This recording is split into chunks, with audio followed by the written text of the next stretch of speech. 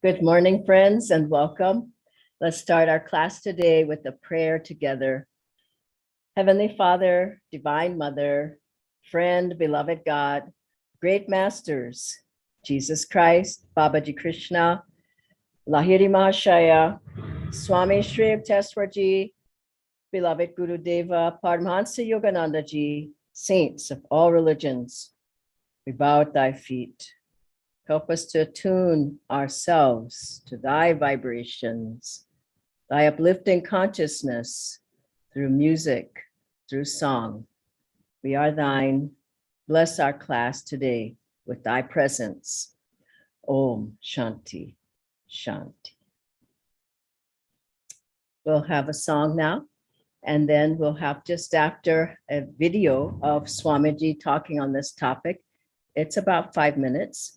So class may go a little bit longer today. I hope you can stay with us. Welcome again, friends. The topic today is the real soul music, Swami Kriyananda Ji's songs. Welcome.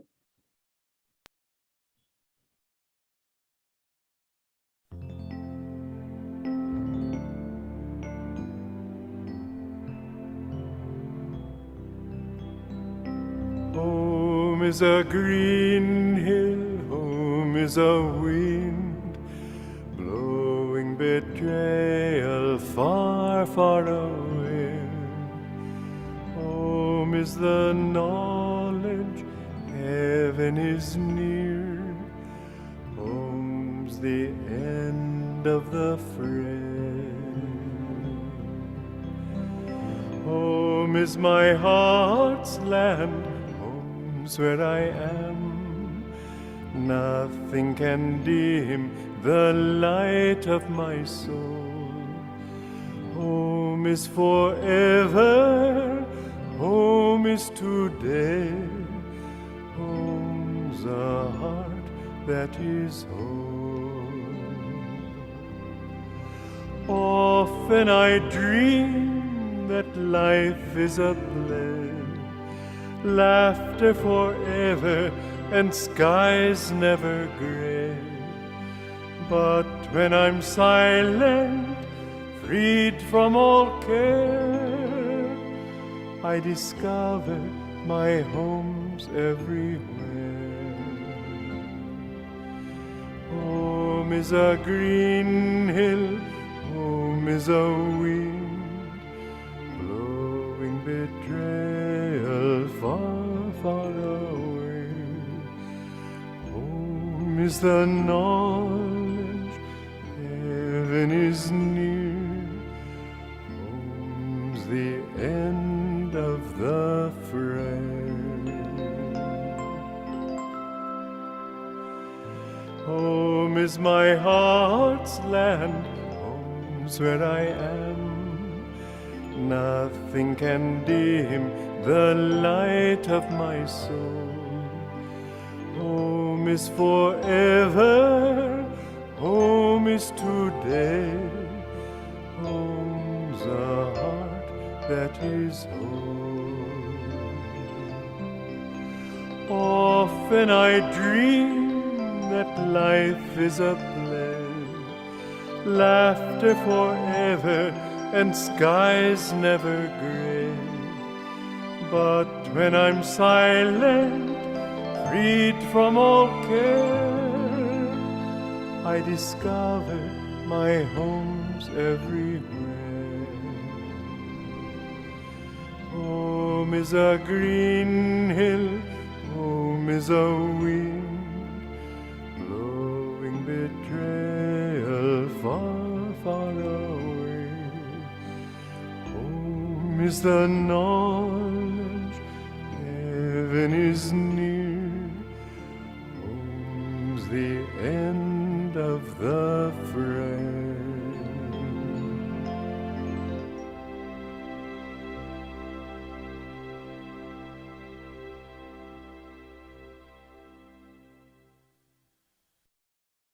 I have seen it in writing music. It's a wonderful example. In this book, A Place Called Ananda, I wrote about how I came to compose music. I was up in Yosemite. Well, from here it's down in Yosemite. And I was enjoying myself very much. The last day before I was to leave, I saw a couple of young men sitting on a railing of a bridge playing with a guitar.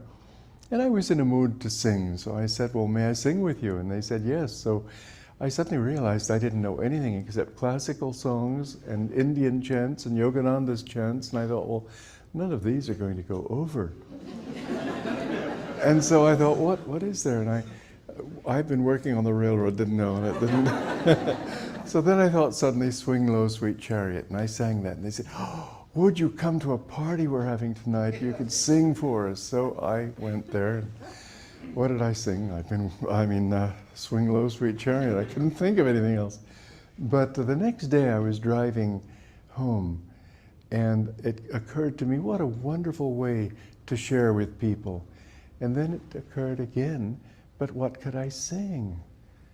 I want to sing something that I mean. I know I was doing a recording one time in a studio in San Francisco, and some man had come to the recording engineer and shown him a song, and the recording engineer said, oh, I know just the person to record it, and he mentioned me. And so he wanted me to be there when this man came and hear the song. Well, I said, listen, it's a nice song, I've nothing against it, but it doesn't say what I want to say. It doesn't correspond to my beliefs, and I wouldn't want to sing it because it's not against what I believe, but I just don't feel to. So he went home and tried to write a song that was in keeping with my beliefs. San Francisco, city of Vishnu. No, my beliefs are not Vishnu and Shiva. My beliefs are something that uplifts the soul. Call it God, call it anything you like. But that which uplifts the soul in this music wasn't uplifting. But that's what I wanted to do. And as I was driving along, suddenly this song came to me. And it was so nice. I was really inspired by this. And I stopped at a milkshake stand and wrote it down on a piece of paper. And my brother had left his guitar, Martin guitar, at my parents' home. So I took up that and went and bought a book on learning how to play the guitar. And I managed to struggle through a few chords. And believe it or not, within a month, somebody asked if I wouldn't give a concert. Well, it was the craziest thing I could possibly imagine. You don't learn a guitar in a month. And yet I thought, well, at least it'll force me to practice. So I said, okay. And so there I was. Well, the worst of it was, first of all, there were 200 people. Secondly, they wanted to create atmosphere. Thirdly, their way of creating atmosphere was to turn off all the lights and have one candle burning on the mantelpiece behind me. Well, if there's one thing I needed to see, it was those chords. Anyway, it went well, and everybody liked it. I told stories, and I sang songs with or without decent chords. And somebody later, afterwards, said to me, I'm at San Francisco State, I'm majoring in music, and there's some interesting chords you had there. I said, yeah, thank you. He walked off muttering, yes, unusual. But nonetheless, this launched my career as a composer. And I found over a period of time that music says it too, that the language is not just words, the language is not just ideas, music, feelings, love. You can say more with just a thought to somebody than you can with a whole sermon. And so what I urge you to do is, in whatever you do, you can put heart into it. Yes, you can. Enthusiasm, enjoyment, happiness. It doesn't have to be love. No. It can be just the sheer exuberance of being alive. But that's what we have to bring to the world, and that's what I felt here in Portland.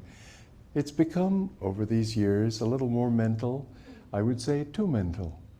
But there's also that love for music, that love for heart, that love for nature, which is heart also. Please don't let that die out. Bring it back.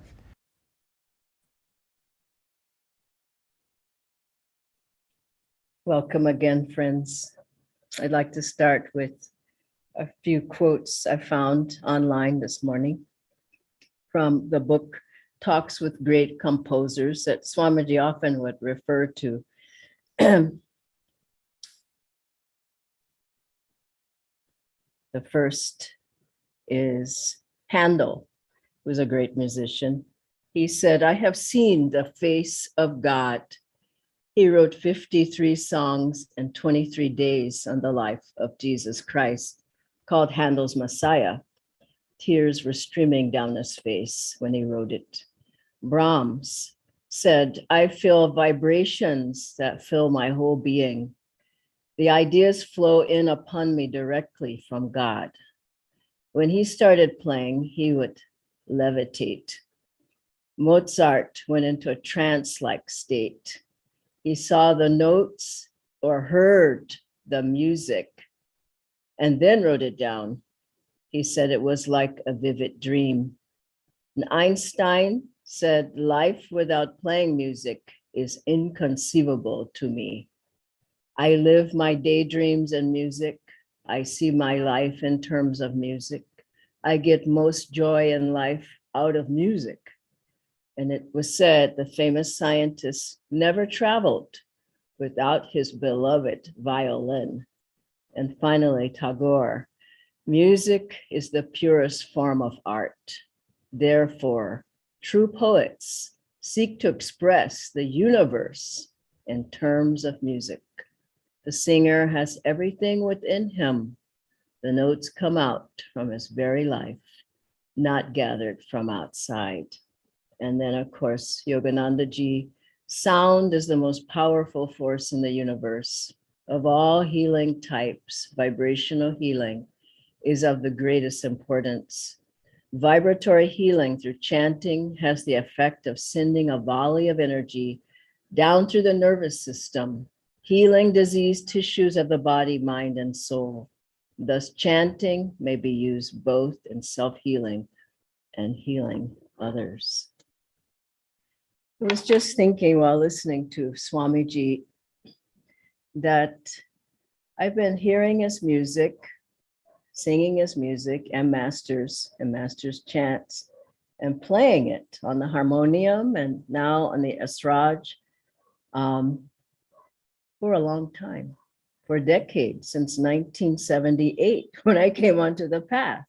I started playing the harmonium right away and chanting, and my whole life is within that vibration, the light, the uplifting consciousness of that music. You could say that everything that a devotee draws to himself, magnetism, energy, ideas, inspiration, your whole life is formed by what you say, what you do, what you play, what you listen to, everything. And I can say the core of my life, of course, is meditation, but the depth of it has come through the music and through Swamiji's consciousness, which was God's consciousness, Master's consciousness, through the uplifting 400 pieces of music that he left as a legacy. Now, there's a lot of types of music out there. I grew up with what was called soul music, but it really wasn't soul music. It was a lot of banging and clanging and a lot of noise, really. And I enjoyed that during that time. That was the music my family played, my community, the race I was born in and into. And it was called soul music, but it really brought the energy down. And this is something we have to realize. We think good to listen to anything and it's fine, but it can make you nervous. That music was restless. It was chaotic. It brought you into the senses. It made you want to get up and dance. It was not sattvic. It was not centering. It was not uplifting. It was heavy. And I'm so grateful to Swamiji for his music that brought me out of that into a whole nother level of awareness and consciousness. As I was sitting outside this morning before I came over, I was sitting in the garden here at the house. I was listening to the fountain. I was listening to the birds, the wind. And I thought, that's the music of the universe. The Om vibration, the Om sound is in every part of nature. It's within us. If you close your ears now, you'll begin to hear that sound. And who isn't happy and uplifted when they hear the sound of the wind in the trees, or the sound of the roaring ocean or a waterfall? These all are a part of the Om sound and Om vibration. And Swamiji wrote his music in attunement with the sound of the universe, the sound of Om, which pervades everything. From the beginning was the Word was with God, the Word was God. That Word was the Om power, the vibration that is created and sustains and withdraws everything. And Swamiji wrote his music out of deep meditation. Anything else you listen to, where did it come from? A person's ego or their restlessness or their sadness. There have been songs that one Swamiji used to talk about a lot in his talks on music called Gloomy Sunday. That was sung by Billie Holiday, and it was banned from the radio because it was said at that time people even committed suicide because of the heaviness, that energy, the depression, the depressing energy of that music. There have been experiments. You can Google it, Dorothy Ritalik. I love to do these kind of classes. I don't have much time today, but we have been doing a lot of music workshops. And she talks about how she did experiments with plants. Dr. Emoto, also you can Google him. He did many experiments with water, but she would put plants next to speakers and she would play certain music. She'd play heavy beat music, rajasic, chaotic music, and the plants would move away from the speakers. And some plants would shrivel up. They would have small growth. Some plants would get their tentacles and try to get out of the room. Some of the plants died within just a short period of time from the music. And so you think you're okay listening to whatever, but it's not healthful. And Swamiji, in fact, he wrote music. He wrote antidote music. If you're feeling depressed, to play this song. If you're feeling angry, play this song. If you're feeling moody, play this song. He wrote antidotes to emotional music. And the music that the plants enjoyed the most, you might not be surprised, was Indian classical music. And I am playing an Indian instrument now, Esraj, as you know. I practice every day, and I practice in my room right by my palm plant. And my palm plant is getting bigger and bigger and happier and healthier because it loves the music. And so if the plants are getting uplifted and happy, what about us? Whatever you listen to is going right into your consciousness. It's purifying you, or it's pulling you down. It's uplifting you, or it's making you sensual or heavy or emotional. And I remember in the church that I went to, I loved the music that we would sing, but it got more and more and more and more and more into emotion instead of devotion. And Master called it the unholy ghost, not the Holy Ghost, but the unholy ghost of emotion. And it would go on and on until you were just out of control. And this is what people kind of enjoy these days. They go to a party, they go to a wedding, they go somewhere, and they're out of control from the music. You go into a shopping mall and there's a loud music and people pick up anything and just start buying it because they're out of control. Let's face it. And they play that music to get you to buy things. And so when you have the choice, also in restaurants, and maybe you just keep eating because you're out of control. I'm not sure about that. But when you're in control, when you can control your environment, Listen to uplifting, sattvic, spiritualized. Master spiritualized the chants. He would chant with people. It was a part of his talks. He brought out the harmonium. People said, no, play that. Americans won't like it. Well, Americans did like it. And Master played the harmonium and he chanted with people. You've heard the story of, oh God, beautiful. He chanted over and over and over with people, an hour and a half. People were uplifted. People were weeping. People were healed. And it was because of the music. So if music can heal, music can also, the wrong kind of music can make you ill and mentally ill, as well as physically ill, spiritually unwell. And so the music that we have has been spiritualized. Master said he sang the chants over and over and over until he felt a divine response, until he felt the presence of God. That music has a blessing in it. It has God's grace. It has the power of a saint, of an avatar, to uplift your consciousness to where his consciousness was. And as you sing it, maybe you don't go all the way up, but you go a little ways. And if you sing it every day, I sing all the time. I can't not sing. I sing in the house, I sing in the car, I sing at the center, I sing anywhere. And so what can we do? Sing the music, play the music, go to the kirtan.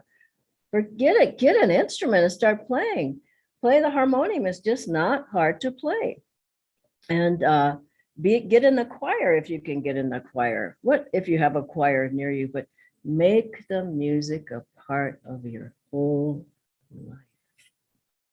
It's the door, once you open the door of sound, vibration, music, it opens a heart. Once the heart is open, meditation is so much easier. This is what I found. And also it's healing. Once I'll close with this. A friend of mine, a close friend, passed away. This was many decades ago. And I was so sad, and I just couldn't break the sadness. And the pain of it was sudden.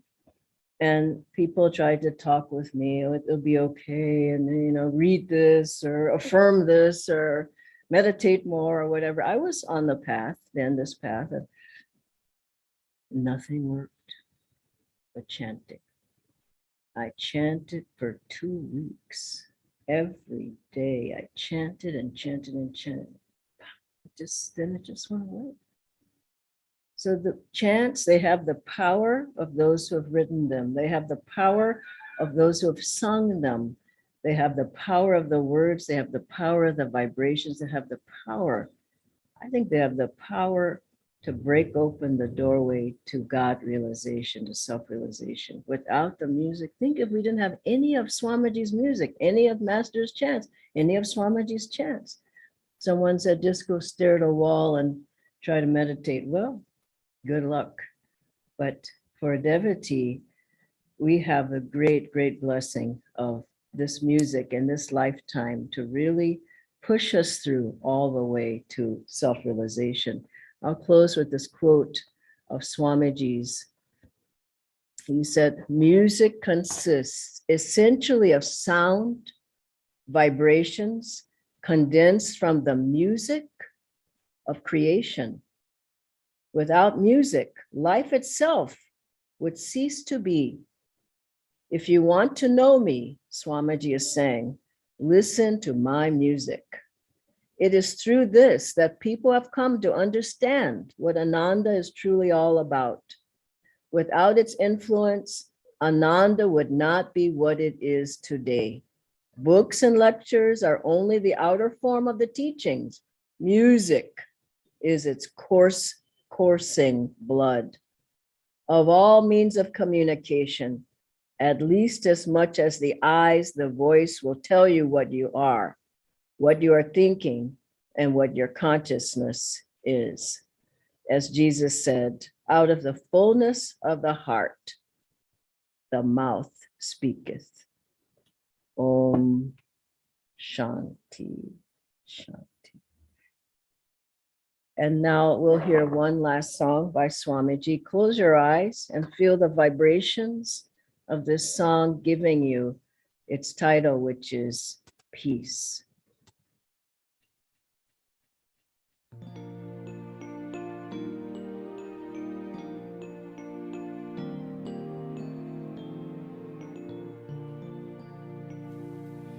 Peace gave us the mountains, peace gave us the sky. Nightly when starlight enfolds us, peace is its lullaby.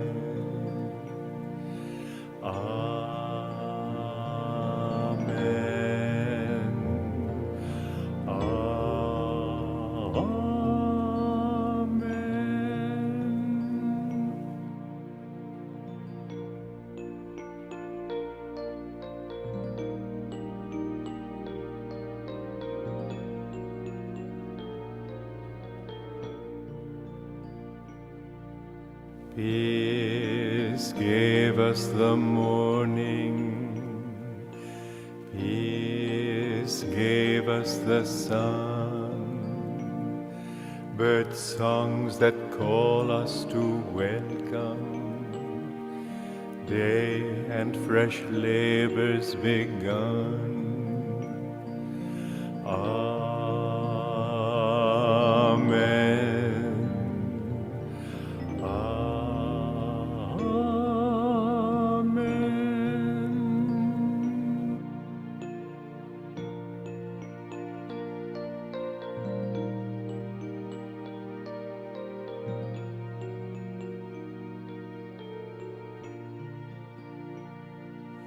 Peace gave us the seasons, peace gave us the rain, cool clouds that gather to bless us, mist hands that soothe away pain.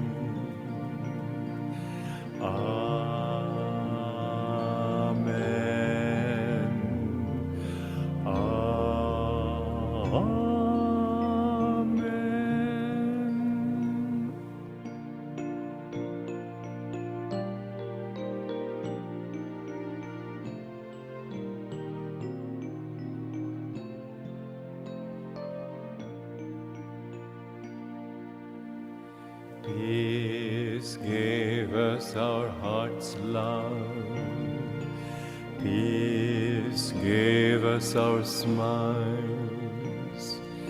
rays of thy presence within us, light that all strife reconciles. Amen.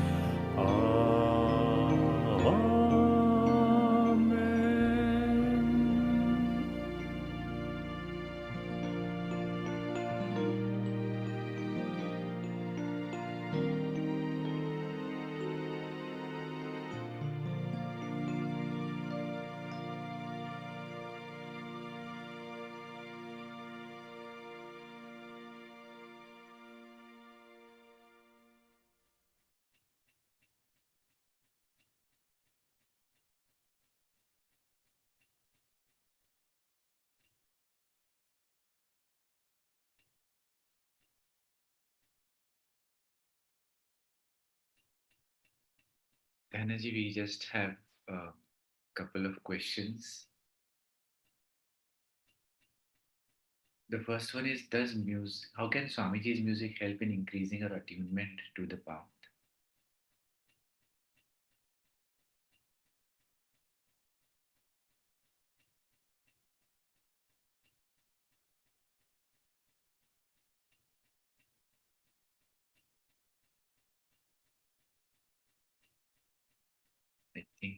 Dhyanaji.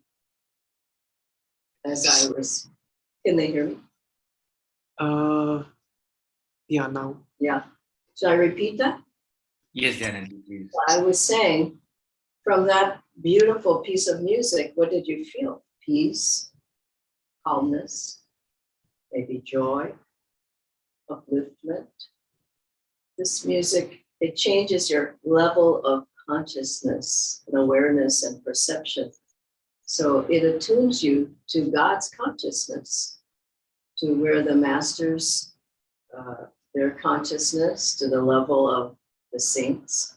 And so, yes, it changes your consciousness and it gets you in tune. You listen to it a lot. It can really change some old habits of ways of thinking, wrong attitudes. Don't think you're just going to get it from sitting 3 hours in meditation. You need to have the power of sound to get rid of, to unblock, to get rid of the obstacles. And so it calms the emotions. It changes the level of your awareness. The other thing I was thinking is that Swamiji's voice is so calming.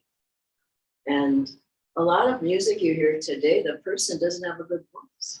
They don't even want to have a good voice. They're just shouting. And and you hear that, and it disturbs the nervous system. So really also think of the voice of the person. As you meditate more and chant more, your voice becomes more sweet. And then as you sing the songs more, if you're in the choir, your voice just changes. If your consciousness changes, your voice changes, your eyes change, your body, everything changes. And so it's not something you keep in the closet and you pull it out maybe at the end of your life. It's something my whole life I've been singing something or other. Thank God I'm singing the right music now and playing the right music. So it's a tool to self-realization. Any other questions? One last question, Dhyanaji, a quick one. Which music instruments are uplifting accompaniments with Ananda music and which ones are not? The harmonium, it's fantastic. Tanpura, Swamiji said the violin, stringed instruments, but it depends on how they're played. You know, you can't be playing some jazzy thing on a violin and think it's uplifting. Cello, the different strings, esraj, sarangi, tabla, master said breaks up the karmic seeds in the spine. All the stringed instruments are for the heart. Get a gong. When I feel kind of heavy energy, I just bang on the gong for a while and it just really lifts you up. And so gong is, master played the gong, New Year's Eve going into the new year. And so I play the instruments that either master played the esraj, or that I know master played. So you can get all these other things, but it's not what he and Swamiji played. Swamiji had a tanpura. He was having someone play tabla at Ananda villages early on in the days when nobody knew what tanpura was, or nobody was playing the tabla or the harmonium, but Swamiji introduced those. I would play the instruments that are of this path. The guitar is good. We use guitar at Ananda, but don't go strumming off and losing control, you know. It has to be within the vibration of Master and Swamiji. They created a vibration through the sound and music that they wrote and sang. And that vibration is what's going to open the door for us to be uplifted in super consciousness. Thank you, Natendra. Thank you, everyone. God bless you. Have a wonderful day.